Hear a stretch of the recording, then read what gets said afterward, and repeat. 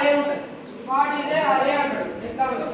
Define అరే, direct question. Define అరే ఇట్లా ఉంటుంది. వాట్ ఈజ్ అరే మీకు అయిందా? మీకు కూడా స్టార్ట్ కదా చేసేవాళ్ళు కాలేదు సార్. మీకు డెవలప్ ఉంటుంది. వాట్ ఈజ్ అరే? అరే is a homogeneous collection of elements. What is array? Array is a collection of homogeneous elements. లేదా array is a collection of similar types of variables. Similar types ఉండాలి. మీకు ఇది ఎందుకు అవసరం పడింది? అసలు మనకి వేరియబుల్స్ ఉన్నాయి, మీకు అందరికీ తెలుసు.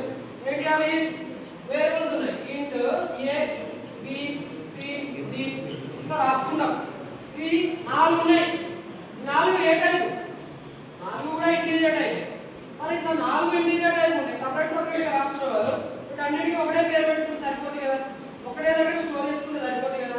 ఎక్కడ స్టోర్ అయితే అమ్మా, ఒక మెమరీ సెల్ పేరు ఏ ఉంటుంది, ఇంకో మెమరీ సెల్ పేరు బి ఉంటుంది, ఇంకో మెమరీ సెల్ పేరు సి ఉంటుంది, ఇంకో మెమరీ సెల్ పేరు డి ఉంటుంది. ఇది మెమరీ అనుకోండి. ఇది మెమరీ అనుకుంటే ఈ మెమరీలో ఇట్లా లొకేషన్స్ ఉంటాయి. లేదా లొకేషన్ 1, లొకేషన్ 1 ఇది 1, ఇది లొకేషన్ 2, ఇది లొకేషన్ 3, ఇది లొకేషన్ 4 ఉంటాయి. ఇవన్నీ ఒకటే దగ్గర ఉంటాయా? ఉండొచ్చు, ఉండవు.